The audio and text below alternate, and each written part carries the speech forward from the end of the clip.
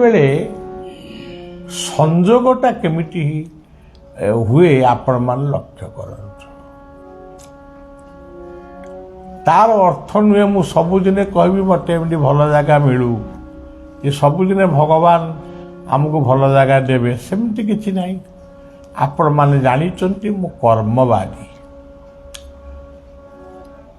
ମୁଁ ଭକ୍ତିରେ ଭଗବାନଙ୍କୁ କର୍ମ ହିଁ ମାଗେ, ଆଉ କିଛି ମାଗେ ନା।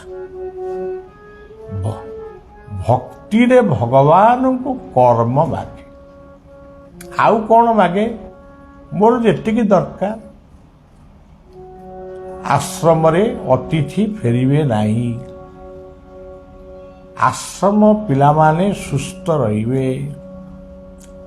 ଯେଉଁମାନେ ଅନନ୍ତ ବଳିଆ ପରିବାରର ଆଶ୍ରିତା ସେମାନଙ୍କର ଜୀବନ ଆଧ୍ୟାତ୍ମିକମୟ ହଉ। ଯେଉଁମାନେ ଅନନ୍ତ ବଳିଆ ପରିବାରର ଆଶ୍ରିତ ନହେଲେ ବି ଯେଉଁମାନେ ବଳିଆକୁ ଭଲ ପାଉଛନ୍ତି କି ଅନନ୍ତଙ୍କୁ ଭଲ ପାଉଛନ୍ତି, ସମସ୍ତଙ୍କ ଭିତରେ ଗୋଟିଏ ଜିନିଷ ଶାନ୍ତି ଆଉ ସୁସ୍ଥତା ସେମାନଙ୍କୁ ମିଳୁ। ତା ସହିତ ବିଶ୍ୱର ଶାନ୍ତି ହଉ, ଦେଶର ଶାନ୍ତି ହଉ, ରାଜ୍ୟର ଶାନ୍ତି ହଉ, ଗ୍ରାମର ଶାନ୍ତି ହଉ, ଆଶ୍ରମର ଶାନ୍ତି ହଉ, ସବୁଯାକ ଶାନ୍ତି ମାଗିଦିଏ। କେବେ ବି ଜୀବନରେ ମୁଁ ମୁକ୍ତି ମାଗି ନାହିଁ, ମୋକ୍ଷ ମାଗି ନାହିଁ। ବାବା ବାୟା କହିଛନ୍ତି ଆମେ ଆଇବ ଯାଇବ ଚରଣ ସେବିବ, ଆମେ ମୁକ୍ତି ଚାହିଁନା ହରି, ଆମେ ଭୁକ୍ତି ଚାହିଁନା ହରି। ମୁକ୍ତି ପାଇବି, ମୋକ୍ଷ ପାଇବି, ନିର୍ବାଣ ହେବି, ହେ ପ୍ରଭୁ ତମ ସାଙ୍ଗରେ ମୁଁ ମିଶିଯିବି, ଏସବୁ କଥା ବଳିଆ କେବେ ବି ମାଗେନି। ମାଗିଛି ଶାନ୍ତି। ଦ୍ୱିତୀୟରେ ମାଗିଛି, ପ୍ରଥମ ମାଗିଛି କର୍ମ, ଭକ୍ତିରେ ମାଗିଛି, ଆଉ ମାଗିଛି ଶାନ୍ତି। ଆଉ ଯେତେବେଳେ ଦେହ ମୁଣ୍ଡ ଟିକେ ଖରାପ ହୁଏ, ମୁଁ ପ୍ରଥମେ କିଛି କହେନି। କାରଣ ମେଡ଼ିକାଲ ହେଉଛି, ଡାକ୍ତରଖାନା ହେଉଛି ବଳିଆ ପାଇଁ ଗୋଟିଏ ମନ୍ଦିର, ଶିଳ୍ପ ବଳିଆ ପାଇଁ ମନ୍ଦିର, ଶସ୍ୟ କ୍ଷେତ୍ର ବଳିଆ ପାଇଁ ଲକ୍ଷ୍ମୀଙ୍କ ମନ୍ଦିର, ଜଙ୍ଗଲ ବଳିଆ ପାଇଁ ଶିବଙ୍କ ମନ୍ଦିର। ଯେତେ ବିଦ୍ୟାଳୟ ଅଛି ତାହା ହେଉଛି ଗଣେଶ ଆଉ ସରସ୍ୱତୀଙ୍କର ମନ୍ଦିର। ମୁଁ ଯାହା କହୁଛି ସତ କହୁଛି ଏବଂ ମୋ ହୃଦୟ ଭିତରୁ ଏ କଥା ହିଁ ଆସୁଛି। ମୁଁ କଳିଙ୍ଗ ହସ୍ପିଟାଲରେ ଗାଡ଼ି ଭିତରେ ବସି ମୁଁ ପ୍ରାର୍ଥନା କରିଛି। ମୁଁ ବାହାଦୁରୀ ଗପି ପାରେ ନାହିଁ, ମିଛ କହିବାକୁ ମୋତେ ଭଲ ଲାଗେ ନାହିଁ। ଭାଣ୍ଡାମୀ ଭେଳିକିପ୍ ଠାରୁ ମୁଁ ବହୁତ ଦୂରରେ। ମୁଁ ଜଣେ ଭଲ ବାବା ଏକଥା ମୁଁ କହୁନାହିଁ। ମୁଁ ସାଧାରଣ ମଣିଷ ଭାବରେ ମୋ ଇଷ୍ଟଙ୍କ ପାଖରେ ମୁଁ ମାଗେ କର୍ମ। ମେଡ଼ିକାଲ ହେଉଛି ବାସ୍ତବରେ ଗୋଟିଏ ମହାକାଳୀଙ୍କର ମନ୍ଦିର, ଯେଉଁ ଛୋଟ ବଡ଼ ହଉ। ସ୍କୁଲ, ହାଇସ୍କୁଲ, କଲେଜ ଏସବୁ ମୋ ପାଇଁ ଗଣେଶ ସରସ୍ୱତୀଙ୍କର ମନ୍ଦିର। ସୁନ୍ଦର ପ୍ରାକୃତିକ ପରିବେଶ ମୋ ପାଇଁ ଶିବଙ୍କ ମନ୍ଦିର। ଗଛଟିଏ ତାକୁ ମୁଁ ଭାବେ ଶିବଲିଙ୍ଗଟିଏ। ଏବଂ ମୋ ପାଇଁ ଭଗବାନ କିଏ? ଆପଣ କହିବେ ଆପଣଙ୍କ ପାଇଁ ଭଗବାନ ଅନନ୍ତ, କିଏ କହିବେ ଜଗନ୍ନାଥ। ନା, ମୁଁ ସେଭଳି କିଛି ଭାବେନି। ଯିଏ ଅନନ୍ତ ସେ ଜଗନ୍ନାଥ, ଯିଏ ଜଗନ୍ନାଥ ସେ ଅନନ୍ତ। କିନ୍ତୁ ଗୀତାର ସେଇ ଗୋଟିଏ ଶ୍ଳୋକ, ଭଗବାନ କିଏ? Who is God? God is first God is unseen power, almighty power. ये गला 1 2 सन एंड मून ये होचंती second God of world sun and third party third air Pavan Pavan fire Agni Agni समुद्र सी ये होचंती आउ गोटे मंदिर आर्थ माटी ये होचंती आउ गोटे मंदिर आउ गोटे भगवान ये 5-7टी होचंती प्रकृत भगवान जहां बिना हिंदू मुसलमान ख्रिस्टियान बौद्ध जैन सिख के ही रही पारे पवन बिना किए अग्नि बिना सूर्य बिना किए माटी बिना आम रहा कौटी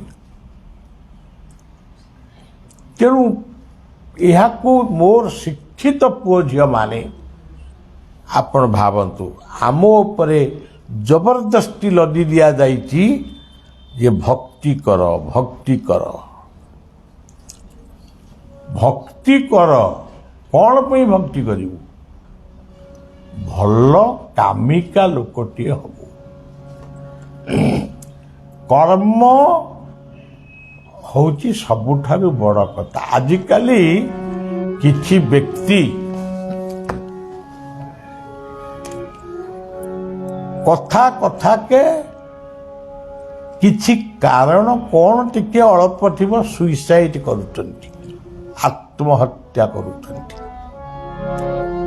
पिला माने भी आत्महत्या करूचंती गोटे खंडे दौड़ी कोठी पाउचंती ताको बेकरे बांधे कि डुई पड़चंती आउ केतक गुड़ाए निद बटिका खाई दउचंती आउ केतक माने अति कटु कटु विषाक्त माने पॉइजन खाई कि मरुचंती भाई कहीं की लाइफ इज ब्यूटीफुल माने वंडरफुल नहीं life is beautiful temple everybody God in everybody मरिब कहीं जिते मरण आसब मरिब विष खाइब कहीं पिला गोटे क्रिकेट खेल में मुझे थे शुणी भारत हारीगला बोली से विष पीला अरे ये की मूर्खामी काम एबे आमर जड़े नाट्यकार कौन टांगा ना राई मोहन एते लक्ष टंका नहीं से नाच करुले तमर कौन एमती असुविधा है तमे आत्महत्या कल पुणी रहस्यमय आत्महत्या किछि लेखिना लेखिकी गल नहीं मो मो मृत्यु कई दायी नुहति कि यही मैंने दायी तेणु मोर पुओ झी मानू भद्रलोक मानू मोर मुरबी मानू कलाकार मानू मु कला प्रेमी लोक आपण मैंने जानी गोटे सचिदानंद गणनाट्य आश्रम द्वारा प्रतिष्ठा होता से एबे नहीं न थाऊ गोटे कलाकार प्रीति तो अच्छी मो बापा जड़े कलाकार थिले सचिदानंद महांती तेणु कौन सी कलाकार हुंतु राजनेता हुंतु जदि दुख आसी जदि विपद आसूची ताहले गोटे स्थानांतरित हो जातु अलग जगार 8 दिन 15 दिन मासे रुहंतु मन को बुझातु What is salvation? बलिया बुझे सल्वेशन माने प्रोब्लेम को जे सॉल्व करि पारे समस्या आगे जे ठिया ही पारे से होची प्रकृत रे सल्वेशन। सज्जन गोटे 15-16 वर्षर पिला मोर जने शिष्य तार पुओ कौन गोटे पाठ पढ़ा कि कौन बापा टिके कौन कहीदेला अरे पाठ न पढ़ी कहीं बोलुचु बाप मांकर कहबार अधिकार नहीं सी जा दुकान रे ये तार सांगे सांगे बेकरे दौड़ा दे गला असुर्चा नाम ते लोका अंधे न तम सावृता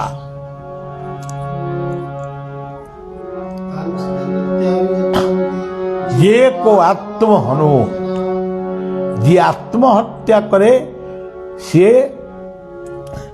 जन्म जन्म धरी अमोक्ष प्रेत ही बुलुठाए सी मनीष जन्म पाइबा भारी कष्ट। आदिर यही वक्तव्य बलियार विनम्र निवेदन आत्मज्ञानी हुंतु आत्म ध्यान करंतु हे पुओ झियो माने विज्ञ पुरुष माने अनेक विज्ञ पुरुष माने भी आत्महत्या करुचंती आत्महत्या करना तेणु सज्जन ये कथा होची गोटे महान कथा आपको मन रखिबे। तेणु ओडिशार से महापात्र बाबू को बलिया शुभेच्छा जनाऊँगी सी बलियार देखुंट सबुदिने एवं से निश्चय आदिर कथा भी शुणिबे। एठी आउ टिके कहवा बाबा कथा टिके कहीदबा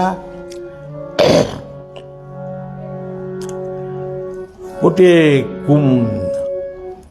जड़े शिष्य बसिक आनिक करुचे तिलक माड़ी फाड़ी पिंधुची रास्तार जड़े बाबाजी नाम करी करी भिक मागी मागी जाउछंती भिक मागी जाउछंती नाम करुछंती। शिष्य शुणिला संगे संगे उठीगला गुरु पाखक गुरु को कहला आज्ञा मते से भिक्ष मगा मंत्रटी दियो। गुरु कहले अच्छा रह भल मंत्र देवी। किछि दिन पर कुंभ मेला पड़िला गुरु शिष्य बाहरिले बाटरे जाऊं जाऊं गोटिए बड़ गोड़ीटीए उठेई गुरु शिष्य हाथ को दे कहले एईटा को झुलारे पका गोड़ीटा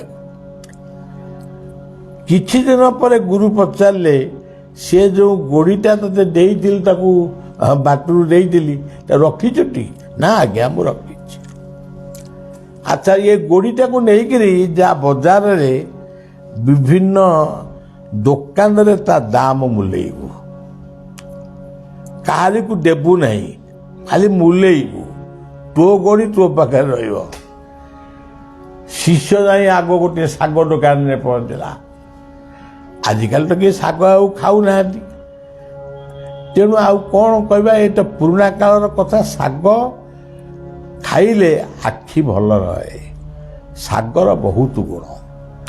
अच्छा से दुकानी कहला बिड़ाए सागर ले से गोड़ी रु कौन से बुझिला कहला मु बिड़ाए सागर ने सौरू से गोड़ी टिकी नहीं माछ दुकानी पाखे पहुंचला सी कहला गोटे सेरिकिया माछ ने आईटा को गोड़ीटा को मत दे सी कहा ना मु देविनी मो गुरु को मना।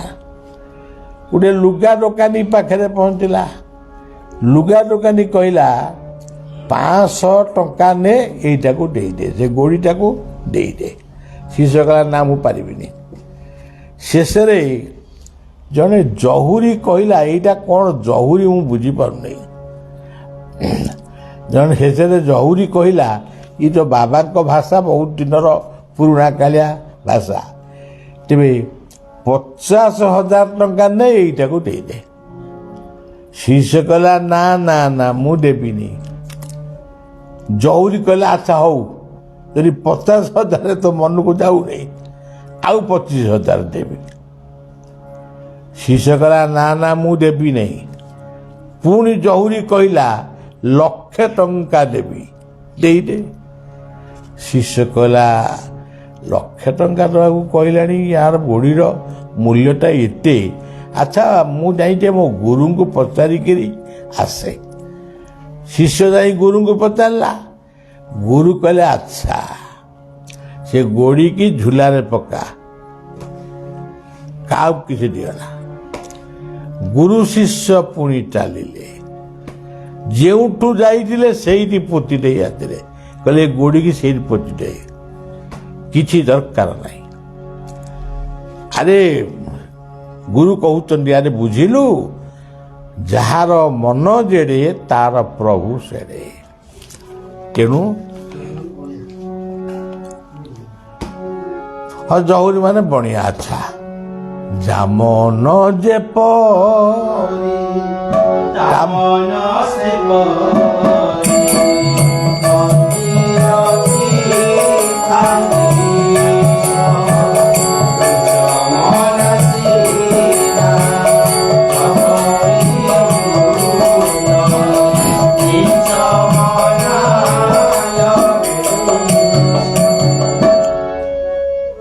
ଗୁରୁଙ୍କର ହାତ ବାଜି ସେ ଗୋଡ଼ିଟା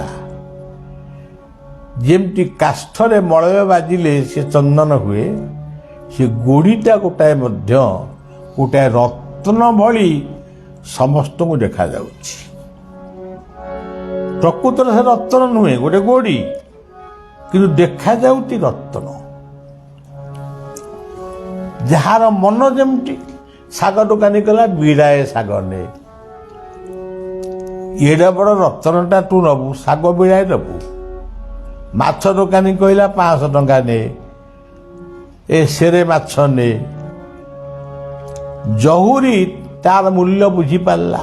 ବଣିଆ ସେ କ'ଣ ବୁଝିଲା, ଇଏ ସୁନା ରୂପା ମୋତି ମାଣିକ ଠାରୁ ଇଏ ଆହୁରି ମୂଲ୍ୟବାନ। ତେଣୁ କହିଲା ମୁଁ 1,00,000 ଟଙ୍କା ଦେବି, ତୁ ତାକୁ ଦେଇଦେ। ଶିଷ୍ୟ ସେଇଠି ମାନେ ଭୁଲ ନ କରି ପଚାରିଲା, ଗୁରୁଙ୍କୁ ପଚାରି ଆସେ। ଗୁରୁ କହିଲେ ନା। ତେଣୁ ଗୋଡ଼ିଟିକୁ ଯୋଉଠି ନେଇଥିଲେ ସେଇଠି ଥୋଇ ଦେଇକିରି ଆସିଲେ। କାରଣ ସେ ପ୍ରକୃତରେ ରତ୍ନ ନୁହେଁ, କିନ୍ତୁ ଶିଷ୍ୟର ମନକୁ ବୁଝେଇବା ପାଇଁ ତାକୁ ଗୋଡ଼ିଟି ଦେଇଥିଲେ।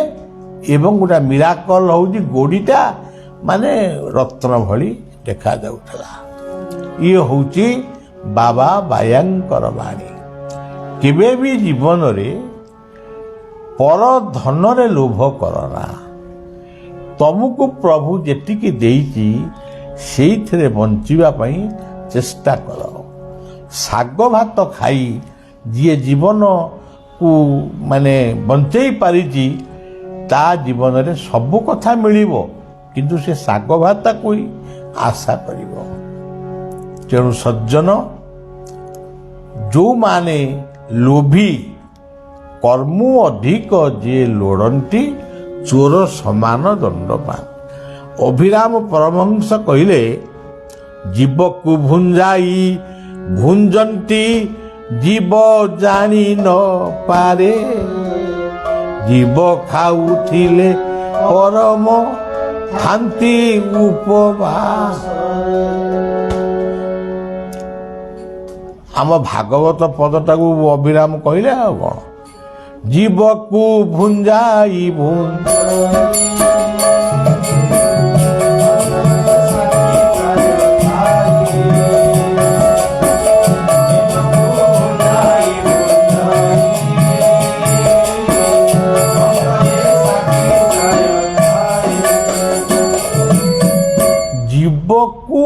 ଜୀବ ଖାଇଲେ ସେ କାଳେ ଖାଆନ୍ତି। ତାହା କିପରି? ତମେ ଯେଉଁ ଖାଦ୍ୟ ଖାଉଛ ସେ ଖାଦ୍ୟକୁ ତୁମେ ସମର୍ପଣ କରି ଖାଉଛ କି? ହେ ପ୍ରଭୁ, ଏ ଖାଦ୍ୟ ମୁଁ ଖାଉଛି, ମୋ ପାଇଁ ତମେ ସୃଷ୍ଟି କରିଛ, ଏ ଖାଦ୍ୟରେ ମୋର କିଛି ଅଧିକାର ନାହିଁ, ମୁଁ ଖାଲି ବଞ୍ଚିବା ପାଇଁ ଖାଉଛି। ଆଉ ଅନେକ ଲୋକ ଅଛନ୍ତି ଏମିତି ଖାଆନ୍ତି, ସେ ଠାକୁରଙ୍କ କଥା ଭୁଲି ଯାଆନ୍ତି। ଖାଉ ଖାଉ ଖାଆନ୍ତି ଆଉ କ'ଣ। ହଉ ବେଶୀ ଖାଅ, କିନ୍ତୁ ସମର୍ପଣ ନକରି ଯିଏ ଖାଏ ସିଏ ହେଉଛି ଚୋର। ଆପଣ କହିବେ କ'ଣ ଆମକୁ ସବୁ ଚୋର ବଳିଆ କହିଲାଣି? ଗୀତାରେ ଲେଖା ହେଇଛି ଇଷ୍ଟାନ ପ୍ରତ୍ୟେକ ଦିନ ଇଏ ମନ୍ତ୍ର ଆଶ୍ରମରେ ପଢ଼ାଯାଏ। ପ୍ରତ୍ୟେକ ଦିନ ଭୋଜନ ପୂର୍ବରୁ ନିତ୍ୟାନନ୍ଦ ବଜାରରେ ଇଷ୍ଟାନ ଭୋଗା ଦାସ୍ୟନ୍ତେ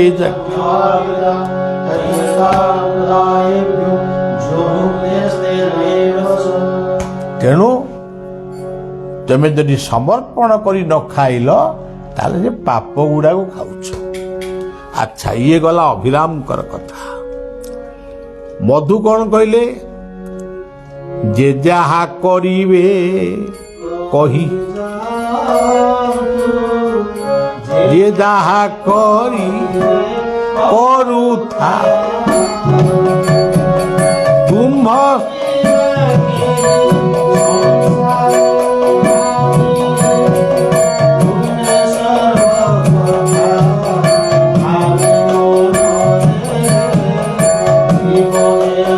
ବ୍ରହ୍ମାନନ୍ଦ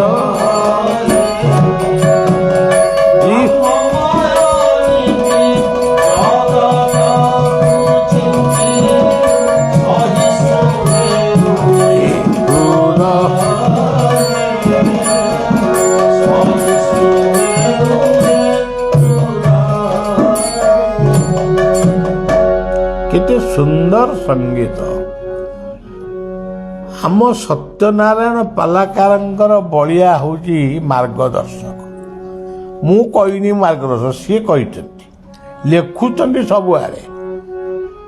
ଆମର ପାଲାକାର ମାନେ, ଝିଅମାନେ ହୁଅନ୍ତୁ ପୁଅମାନେ ହୁଅନ୍ତୁ, ସବୁ ଲେଖୁଛନ୍ତି ବଳିଆ ଆମର ମାର୍ଗଦର୍ଶକ। ବଳିଆ ଅନେକ ଥର କହିଛି ଯେ ବାବୁ ଖାଲି ସବୁ ଉପେନ୍ଦ୍ର ଭଞ୍ଜଙ୍କର କୁହ, ଅଭିମନ୍ୟୁଙ୍କର କୁହ, ଏସବୁ କଥା ଚାଲୁ, କିନ୍ତୁ ଆଉ ସବୁ ଯେଉଁ ଠାକୁର ଅଭିରାମ କଥା କହୁଛ ସେ ବି ଭଲ, ସେ ବି ଚାଲୁ। କିନ୍ତୁ ଆମ ଓଡ଼ିଶାର ପଞ୍ଚସଖାମାନେ, ଆମ ଓଡ଼ିଶାର ଏଇ ଯେଉଁ ବୈକୁଣ୍ଠ, ମଧୁସୂଦନ, ଅଭିରାମ ତ ଚାଲିଛି ଆଉ, ଏମାନେ କେଡ଼େ ସୁନ୍ଦର ସୁନ୍ଦର ଭଜନ ଲେଖିଛନ୍ତି, ତାକୁ ଟିକେ ଆଲୋଚନାକୁ ଆଣ। ଏପର୍ଯ୍ୟନ୍ତ ବଳିଆ ଯାହା ଲେଖିଛି, ବଳିଆ ଉପଦେଷ୍ଟା, ବଳିଆ ଯାହା ଲେଖିଛି ତାକୁ ବି କେହି ପଢ଼ନ୍ତି ନାହିଁ। 4-5ଟି ଗାୟକ ସିଏ ବି ପଢ଼ନ୍ତି ନାହିଁ। ତାଙ୍କ ପାଳିଆ ମାନେ ସେ ଏ ଘରେ ମାନବ କୁଣିଆ, ଆଉ ଗୋଟେ ହେ ଗୁରୁ ତୁମେ ମଙ୍ଗଳମୟ, ଆଉ ଗୋଟେ କ'ଣ ପଢ଼ନ୍ତି, ପାଗଳ ଗୀତ ଗୋଟେ ପଢ଼ନ୍ତି ଅଭିମନ୍ୟୁଙ୍କର ସେ ମାନେ ପାଳିଆ ମାନେ। ଆଉ ଏମିତି ସବୁ କଥା। ଲକ୍ଷ୍ମଣ ରାଉତ, ବସନ୍ତ ରାଉତ, ଅଭିମନ୍ୟୁ, ଏଇଭଳି କେତେ, ଚକ୍ରଧର ବାରିକ, ଏଇମାନେ କେତେ ଜଣ ଶିଶୁ ଅନନ୍ତଙ୍କର ଇଏ ସେବକ ବଳିଆର ନାଁ ଧରନ୍ତି ଏବଂ ଚକ୍ରଧର ବାରିକ ନାଁ ଧରନ୍ତି, କିନ୍ତୁ ଏମାନେ ସବୁ ଟିକେ ଟିକେ ବଳିଆ କଥା ଆଲୋଚନା କରନ୍ତି। କିନ୍ତୁ 3000 ଗାୟକଙ୍କର ବଳିଆ ହେଉଛି ଉପଦେଷ୍ଟା। ଆରେ ଉପଦେଷ୍ଟାର ମୂଲ୍ୟ କ'ଣ? ଆମର ଯେଉଁ ଗୋଟେ ଗାୟକ ବାପାଙ୍କ ସମୟରୁ ବାପା ହିଁ ସ୍ଥିର କରିଥିଲେ, ନନ୍ଦକିଶୋର ଦାସ। ନନ୍ଦକିଶୋର ଦାସ ମଧ୍ୟ ବଳିଆର କୌଣସି ଗୀତ ଗାଆନ୍ତିନି,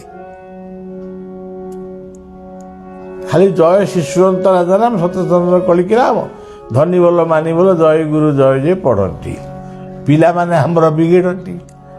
କିନ୍ତୁ ବ୍ରାହ୍ମଣ ଗାୟକ, ନିର୍ଭୁଲ ଗାୟକ, ଭଲ ଗାୟକଟିଏ, ତାଙ୍କର ବାକ୍ଚାତୁରୀ ନାହିଁ ବୋଲି ସେ ଟିକେ କମ୍ ହେଇକି ରହିଗଲେ, ବୟସ ହେଇଗଲାଣି। ଯାହା ହଉ ସେ ବଳିଆକୁ ପୁଅ କରି ଆଉ ଗୋଟିଏ ପୁଅ ସେ ପାଇଛନ୍ତି, ଏତିକି ତାଙ୍କ ପ୍ରତି ମୋର ସମ୍ମାନ ରହିଛି। କିନ୍ତୁ ତାଙ୍କ ଦୁଃଖ ସୁଖ ସବୁ ବଳିଆକୁ କହନ୍ତି। କିନ୍ତୁ ଗୀତ ବୋଲନ୍ତି ତାଙ୍କ ପିଲାମାନେ ବି ସବୁ ଗୀତ ବୋଲନ୍ତି, ସବୁ ଜଗନ୍ନାଥଙ୍କ ଭଜନ ଗାଆନ୍ତି। ବଳିଆ ବହୁତ ଖୁସି, କିନ୍ତୁ ବଳିଆ ଲେଖା ଗୋଟେ ଗାଇଲେ ଯେ ଖୁସି ହେବି ତା ସେ କରନ୍ତି ନାହିଁ। ହଉ, ପାଲାକାର ମାନଙ୍କୁ ବଳିଆ ଜଣଉଛି ଯେ ତୁମେ ଉପଦେଷ୍ଟା ବୋଲି କଲ, ଗୋଟେ ଅନନ୍ତଙ୍କର ନାଁ କେହି ଧରୁନା, ନ ଧରିଲେ ନାହିଁ, ତମ ପାପ ତମର, ତମ ପୁଣ୍ୟ ତମର। ଆଉ ଗୋଟେ ଜ୍ଞାନ ବୋଲି ପିଲାଟିଏ ଅଛି, ସେ ମଧ୍ୟ ବଳିଆର ଭଜନ ଫଜନ କ'ଣ ଟିକେ ନାଁ ଫାଁ ଧରେ ନା କ'ଣ, ଏଇଭଳି କଥା। ଅଭିମନ୍ୟୁଙ୍କର ଦୁଇଟି ଶିଷ୍ୟ, ସେମାନେ ବି ଧରନ୍ତି। ଆଚ୍ଛା ଛାଡ଼, ଏଇ ପାଲାକାରଙ୍କ କଥା କହୁ କହୁ ଆମର ଆଡ଼େ ସମୟ ଶେଷ। ମୁଁ କହିବା କଥା କ'ଣ, ମଧୁଆ କେମିତି ଗୀତ ଲେଖିଛି ଦେଖ, ଏଥିରେ ତମର କିଛି ଶିଖିବାର ନାହିଁ। ଆଚ୍ଛା, ବୈକୁଣ୍ଠ କହିଲେ କେତେ ନଈ ସେ ପାରି,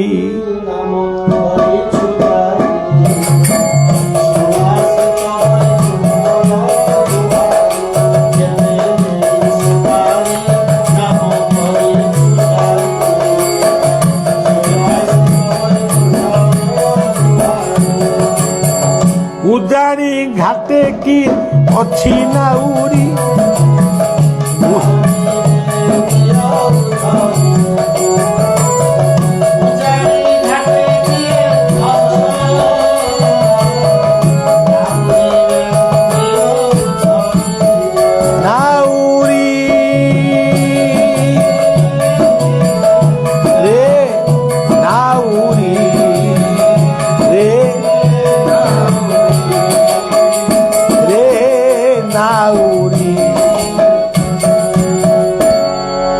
ସେ ଉଜାଣି ଘାଟରେ ନାଉରି କିଏ?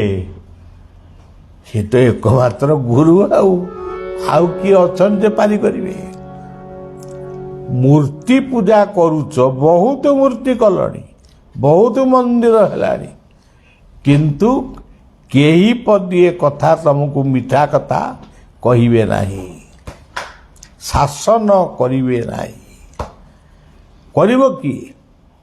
ଯିଏ ପ୍ରକୃତ ସଦ୍ଗୁରୁ। ସେଥିପାଇଁ ଭାଗବତ କହିଲେ ଏ ନାବେ ଗୁରୁ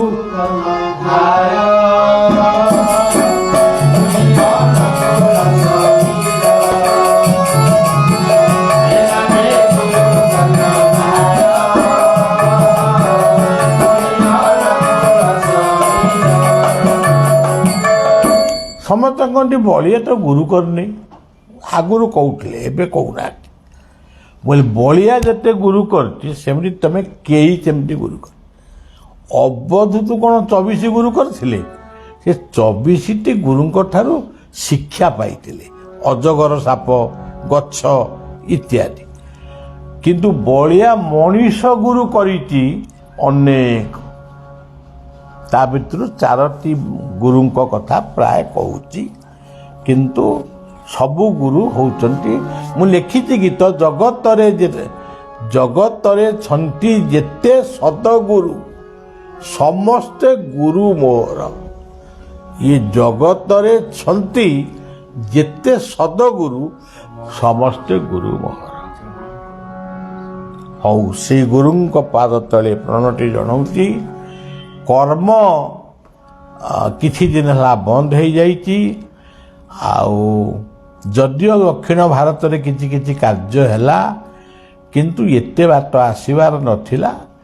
ଶୀଘ୍ର ଫେରିଯାଇ ମୋ କର୍ମଭୂମି ଓଡ଼ିଶାରେ ମୁଁ କାର୍ଯ୍ୟ କରିବି, ପୁଣି ଗୋଟେ ଉତ୍ତର ଭାରତ ଗସ୍ତ କରିବି। ସଜ୍ଜନ ସମସ୍ତେ ଭଲରେ ରୁହନ୍ତୁ। କଥାଟି ସଇଲା, ଏଣିକି